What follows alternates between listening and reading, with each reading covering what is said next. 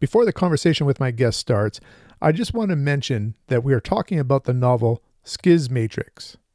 My arch nemesis, pronunciation, rears its ugly head in this video. See how many times I say Schismatrix instead of Schismatrix. And now, on to the video. How are you doing? I'm doing great. So what time again is it at your place? It's 10 p.m. on Saturday night. 7 a.m. here. That's quite So the I'm time in the difference. future. Don't Pardon me? forget that I'm in the future. That's right. Okay. That seems appropriate for this interview.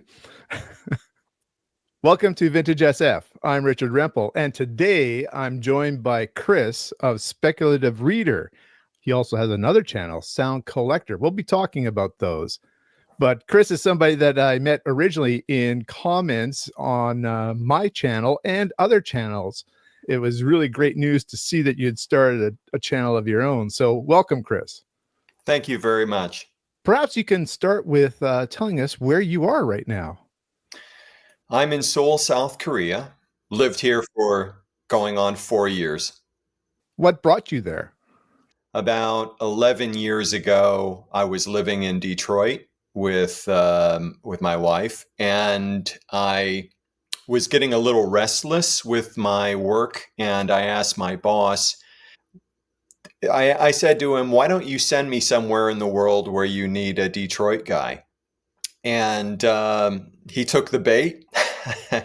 and initially he said, well, it so happens that somebody that you know has recommended you as a replacement for them in Thailand. And I thought, oh, that's great, because my wife and I had visited Thailand once before. We thought it was wonderful and we wanted to go back. And living there was sort of a dream come true. So we moved to Thailand in 2014, and we were there for a couple of years. And then we went to Shanghai, China for a couple of years. Me doing basically the same job, but in a different place. And then I got a better offer to go back to Thailand. So I took that offer in 2018, and we were there for a few years. But then my situation changed a little bit, and I got an invitation to come to Seoul, Korea. So it's all within the company that I work for. And I also see that you are a writer.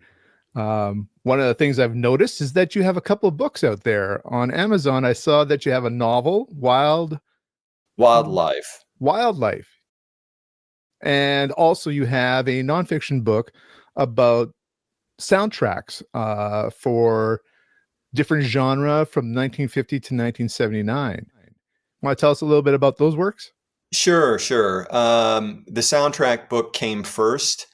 I had been back in the late 90s. I had a blog that was all about movie soundtracks and related styles of music. And at one point I thought I should turn it into a book.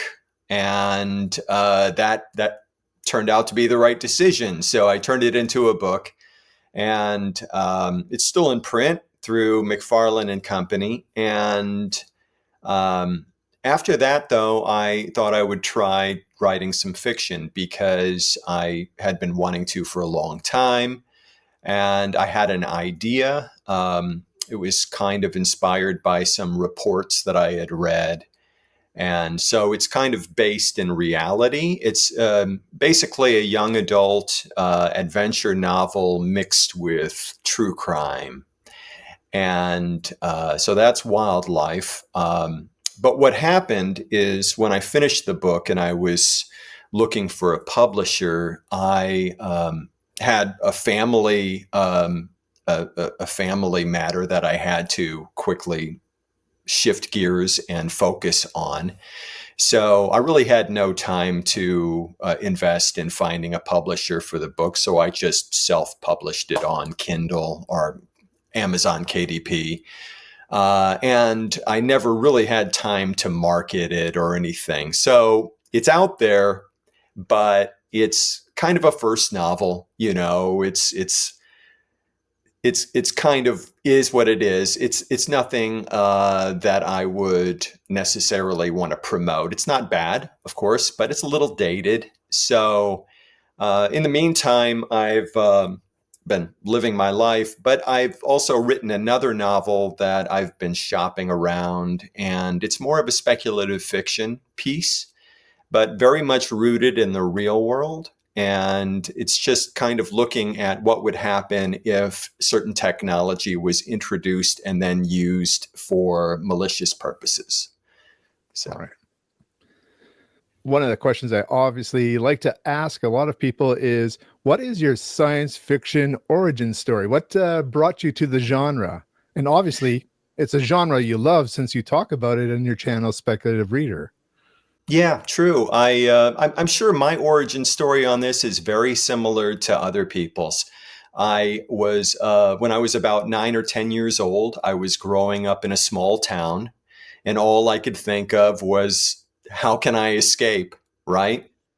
And it was through reading. So I my reading life really took off with the Conan stories and the Robert E. Howard fiction, all of that pulpy stuff that I still love, actually. But of course, this led me to going to the public library and sifting through the stacks of fantasy and science fiction books. And of course, I found my way into Robert Heinlein and Philip K. Dick and all of these classic science fiction authors. And my relationship with science fiction reading has been on and off again throughout my life. But it really came back in earnest when I was living in Bangkok a few years ago. And I stumbled across a copy of The Wind-Up Girl by Paolo Bacigalupi, which takes place in Bangkok. And I thought, oh, what a wonderful opportunity to read this novel while I'm living in this city. And I enjoyed it so much. And it really kind of fomented my interest in science fiction again. It was around that same time that I heard that Denis Villeneuve was going to make the Dune movie. So I was thinking, well, I should actually read the big fat novel that I've always wanted to read. And so that got me going. And also, there's a book chain in Asia called Kinokuniya. It's a Japanese brand. And they have several locations in Bangkok where they sell quite a lot of English language titles. And it was there that I discovered the SF Masterworks series. And that really got the ball rolling for me, rediscovering my passion for science fiction. And obviously, actually, you can't see them right now, but I have some of those back there as well. I'm It sure you was do. one of those ones where it's very accessible because it's right in your modern bookstore now. It's Mm-hmm. not something that you had to seek out in a used bookstore. True, true. Yeah. And it's difficult to go used book shopping in Asia. It's tough to find the good stuff. I'll put Right. it that way. And your channel, I think you love the good stuff. I think that you are a very discerning reader in terms of what you're choosing now in terms of reviewing. Yeah, and so far the response has been very positive. I didn't want to be someone who just reviewed the same stuff that everybody else was reviewing. Um, it would probably kill me to review Dune, right? I can't do it. It's been done to death, right?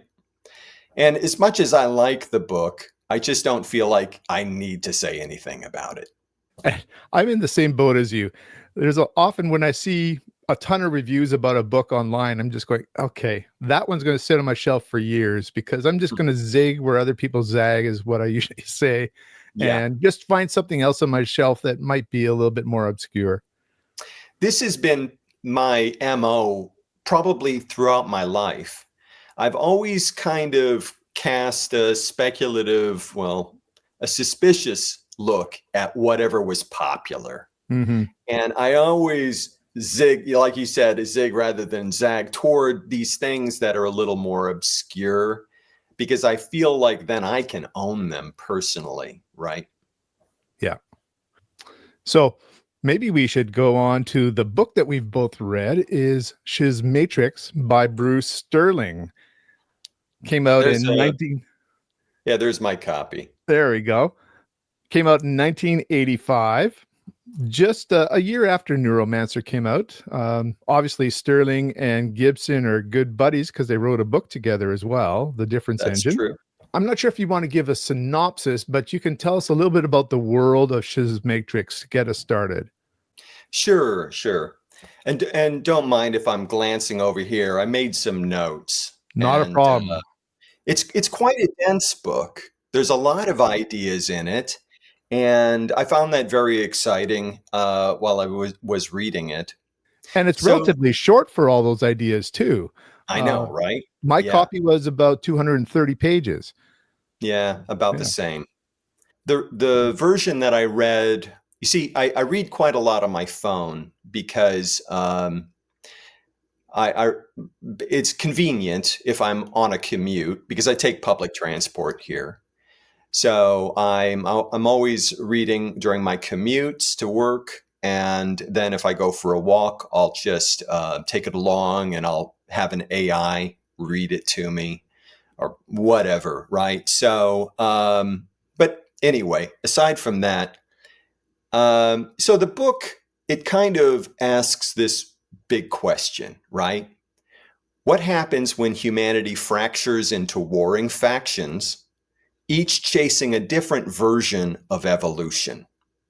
What if cybernetic immortals, genetic superhumans, and post-human philosophers all fought to shape the future? And what if, after centuries of struggle, humanity itself wasn't the final destination? I think you nailed it. there's Uh, there's these factions from each of those ones that you described. right. The shapers and the mechanists. That's right. And they're exactly as they sound. Shapers are the ones who did it through DNA and shaping biologically, and Yeah.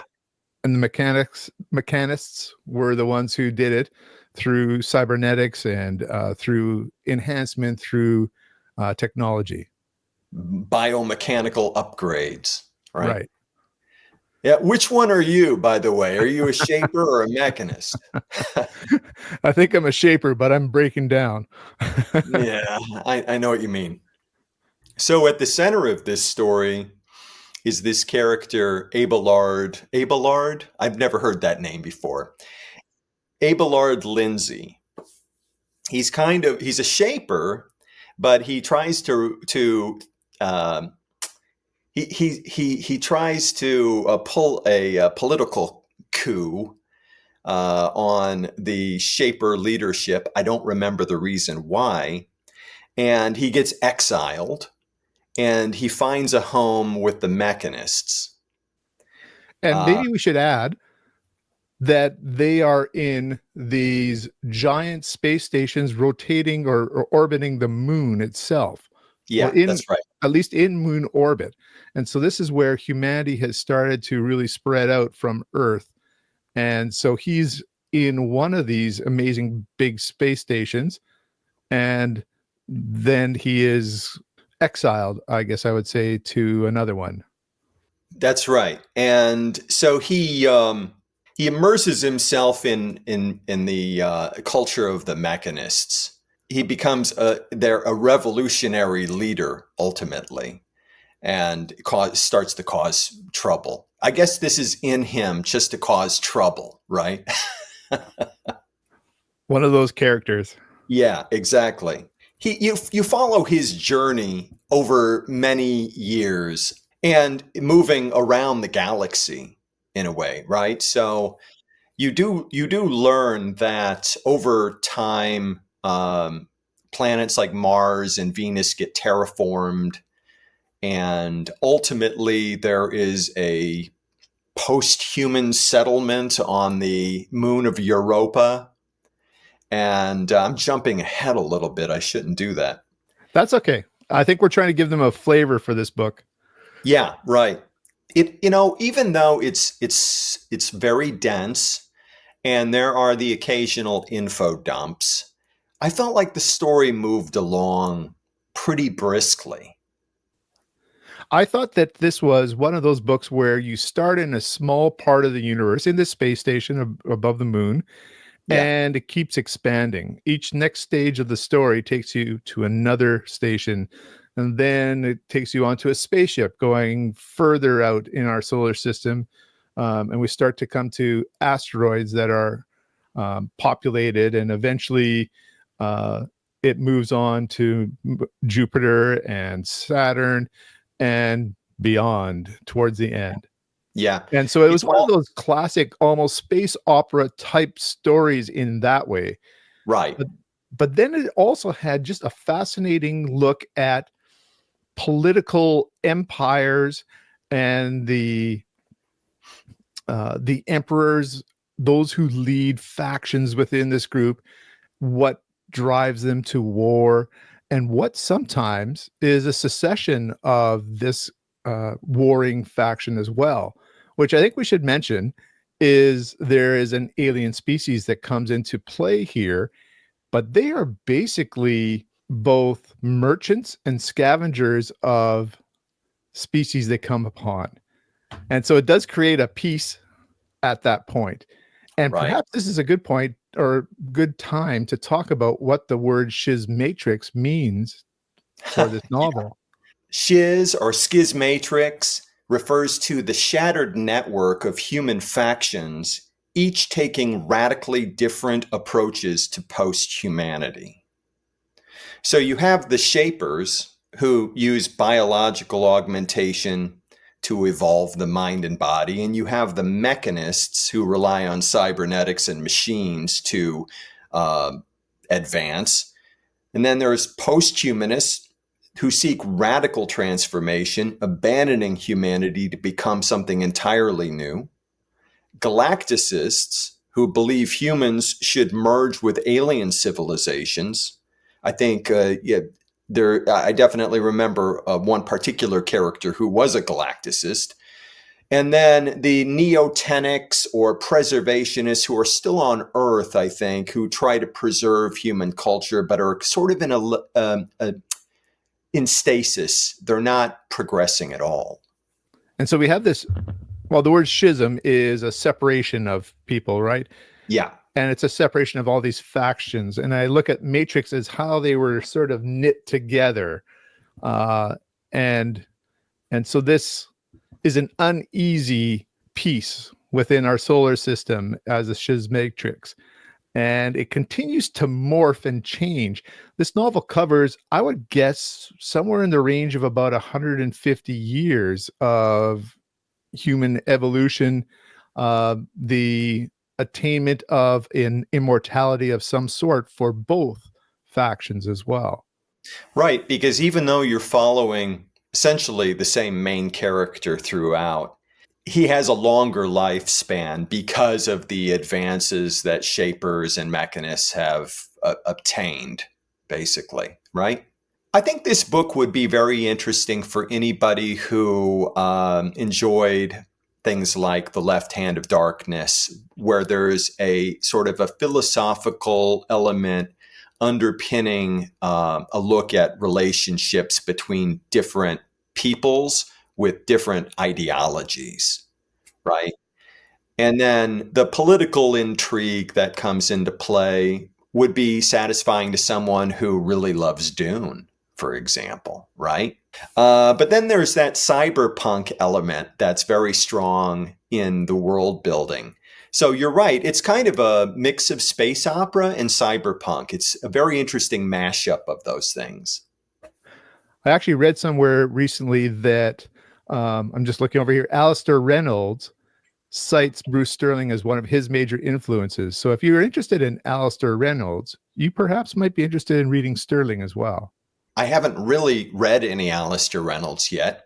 And so that's an author I'm looking to eventually read. But in the meantime, I think I'd really like to read more Sterling. Is this your first read of Sterling? It's my second book. I read his debut novel, Involution Ocean, about a year or so ago, maybe 2 years ago. And I enjoyed it. But I think Schismatrix is more advanced. The prose is more refined. The world building is more advanced. Yeah, I think it's terrific. So one of the things that I found in this novel is that there's a very interesting story as well for our main protagonist, Lindsay. He is part of a friendship group of 3 people right at the beginning of the novel, and they are these people who are a bit revolutionary. And there's an interesting plot line where the female member of their group does something in one of these air riders within the big space station. It's a rotating large space station. So they're riding sort of the light gravity and air within the middle of this station. Yeah. And there's an event.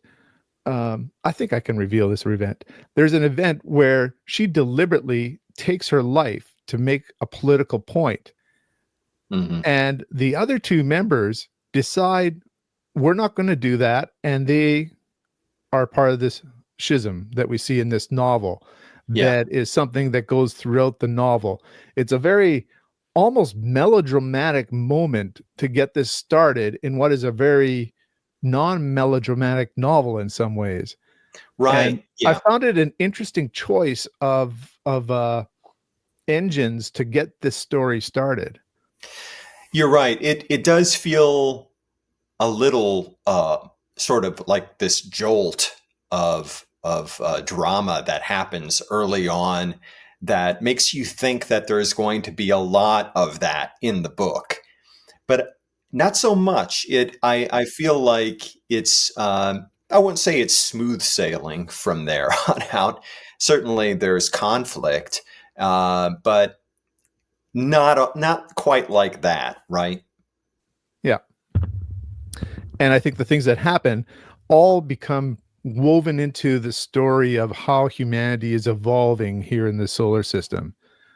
And it's quite a journey. I really enjoyed the journey. And I think that's what you can really ask from novels is enjoying a journey. And every once in a while, there's a really good destination. I would actually say that the ending of this novel is satisfying in its own way as well. And maybe an ending that might be somewhat common to science fiction novels, but it definitely seemed to work here.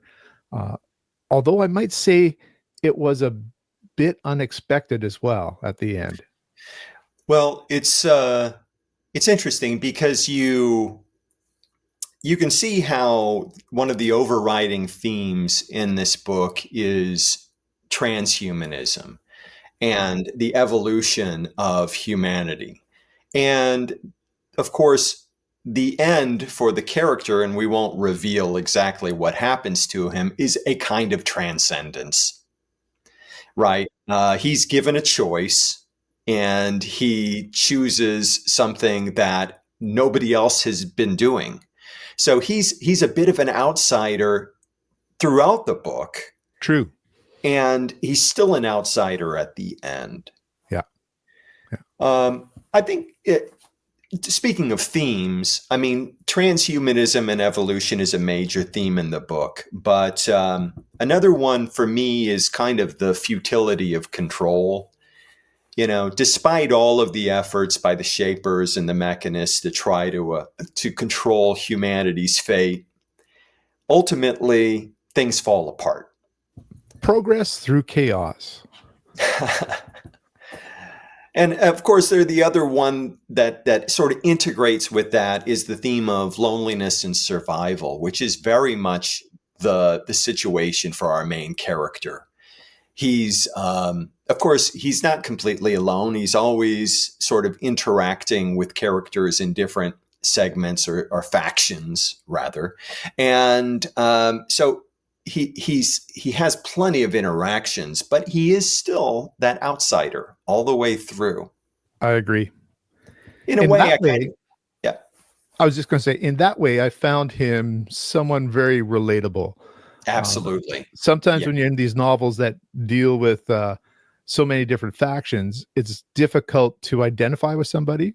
But we Yeah, have one here in this protagonist. for sure, for sure. He's kind of the anchor for me throughout the book. Yeah. And I never, even though it's a very cerebral book, there's not a lot of high emotional moments. I still felt kind of drawn to following his story. Yeah. Yeah. Yeah. And as we talk about factions, I mean, there's an element of revenge in this story as well that For is sure. drives forward some of the plot too. So Yeah, absolutely. it's very interesting. It's a very forward looking. I almost don't know if I call it cyberpunk. It definitely has elements of cyberpunk in it, but Yeah. it also is a very human story in its own way. I would say, as you were saying, though, it doesn't go overly melodramatic throughout the rest of the book. It just Mhm. becomes a natural part of the story he's telling. Yeah, for sure. And I'm curious if that kind of theme, or you see, people get an idea in their mind about cyberpunk being a very specific kind of thing, the neon lit urban dystopia, right? Yes, But and that's not in this book at all. no, and there's not cyberspace in this book at all either. Right, right. But there's still the whole modification of the body through technology. So it's related to cyberpunk, but like you said, it's not conventional cyberpunk. Yeah. Who would you recommend this book to, or I'm not sure if you would put a rating on it, but who would you think would enjoy this one? It's easy to say that it's philosophical science fiction, but like Stephen Andrews says, all science fiction is philosophical to some extent, right? I just think this one probably is a little more philosophical than your typical escapist adventure focused science fiction.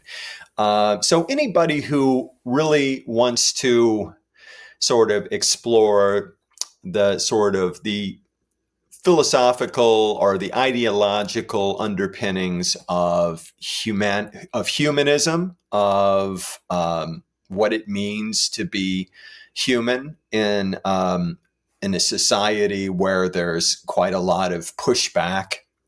And it's something we can relate to, right? I think it would play very well with anyone who enjoys that kind of thing, or enjoys, like I said before, the political intrigue of Dune or something like that.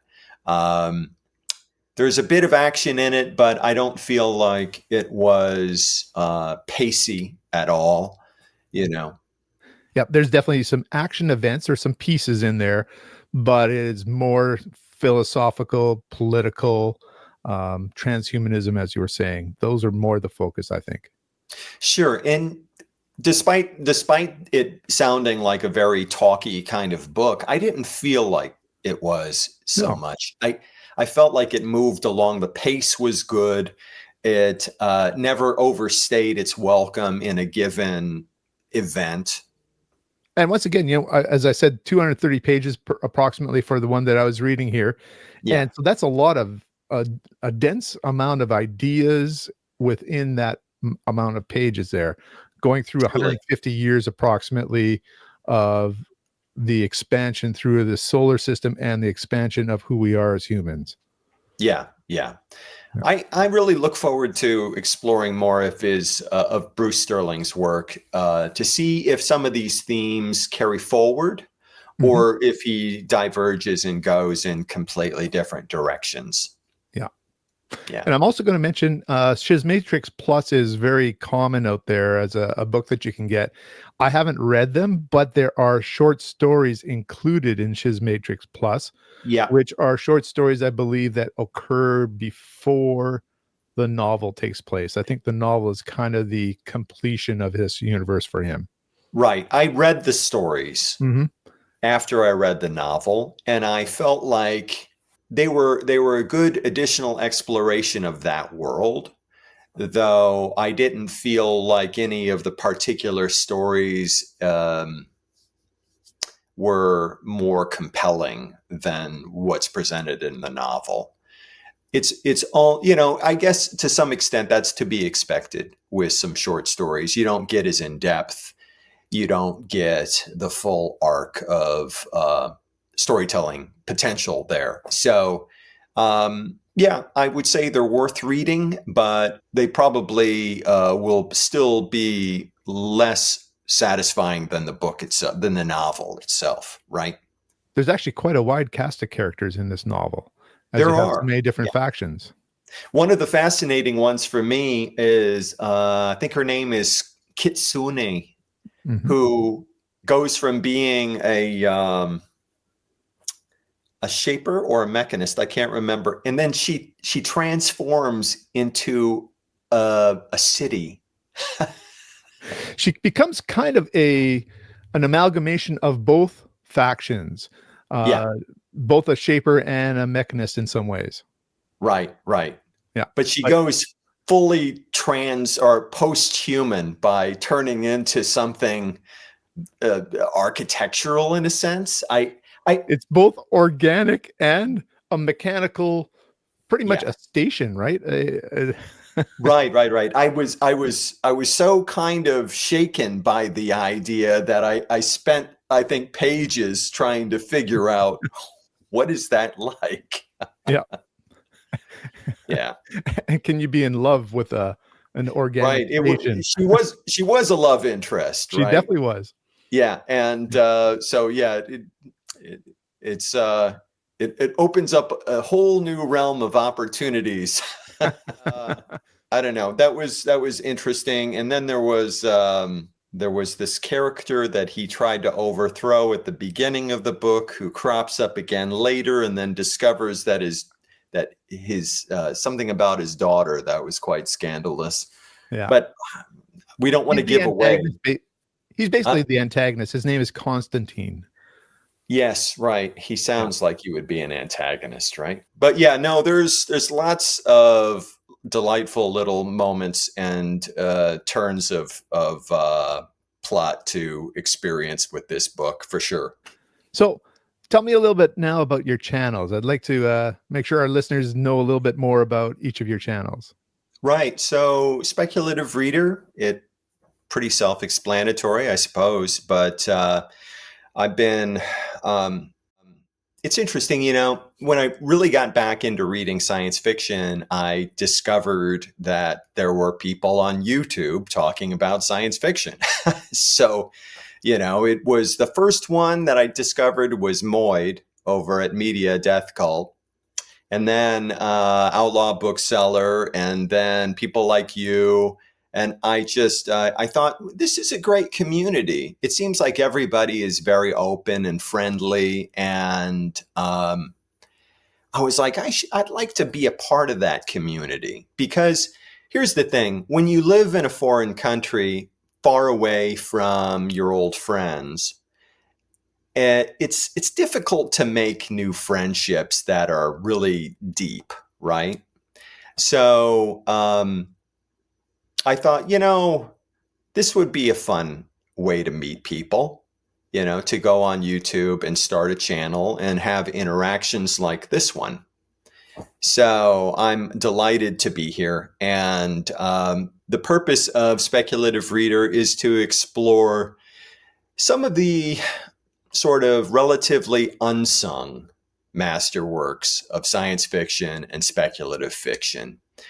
And in the process, I've been doing some of what I'm calling beginner guides to some authors like J.G. Ballard and William Gibson and Robert Silverberg, writers I love a lot. And so I'm going to continue doing that. I'll be doing more beginner's guides. I'll be doing more reviews. And there really aren't very many opportunities to do anything like book hauls until I go visit the US this summer. And then there will be a big book haul. You said But you're from that's, Detroit now. Like, is that where you visit when you come back to the US? yeah, Michigan. Yeah. So Yeah. one of the best bookstores I've ever been in, I found in Detroit. It's Have you ever John been King. to, was it John King, I think is the John name? King. Yeah. Yeah. Yeah. Famous bookstore. Yeah. But here's the thing: there's a lot of high quality secondhand bookstores, not only in Metro Detroit but also in Michigan, because there's a lot of college towns, Hmm. right? So there's always these little hole in the wall places that have good selection and a lot of turnover. And that's part of the problem here in Korea is that there is a secondhand bookstore, but there's very little turnover. So when I go in every few weeks, it's the same stuff, right?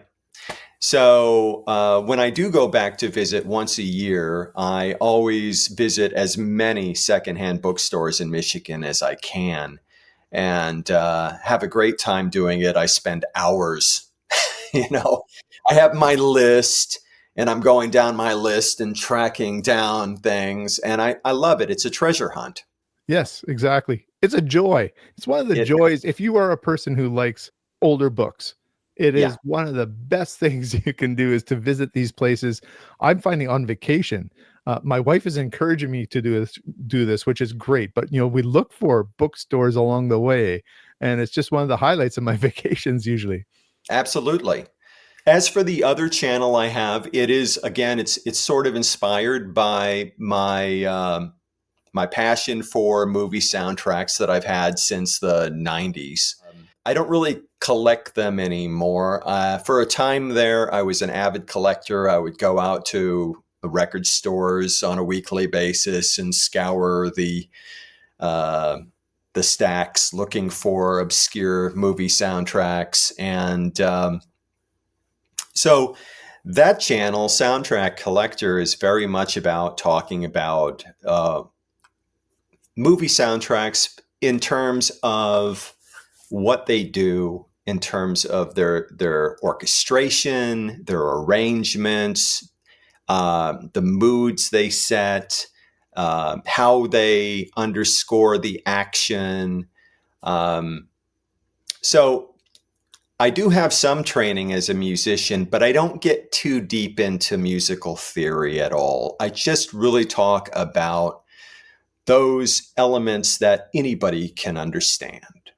And I talk about it while showing clips of the movies. Unfortunately, due to copyright restrictions, I really can't play the music, which is a big drawback. But what I do instead of doing that is I create a playlist for people to go click on and actually listen to the scores.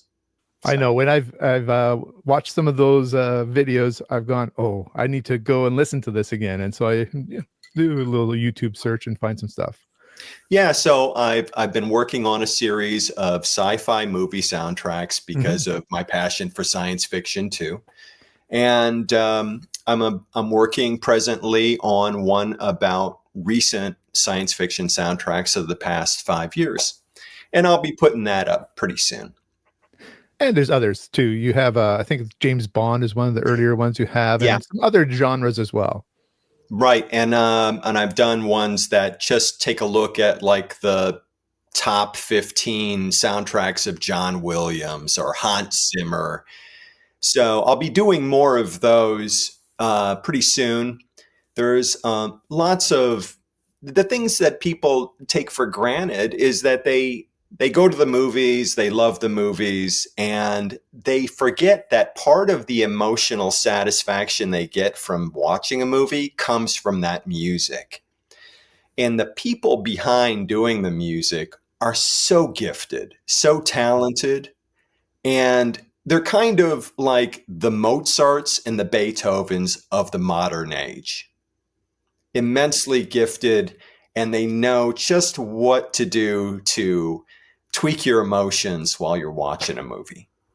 I think it's fascinating. I really think that we would be shocked how some movies wouldn't play the same way if it didn't have the same soundtrack or a musician doing it. That part of what we think of a classic movie is a big part that soundtrack.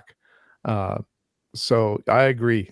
Sound is Yeah, kind of like the 3D of a 2D movie. It's what really brings and draws you into that world. absolutely. Yeah. All right, this has been a lot of fun chatting with you.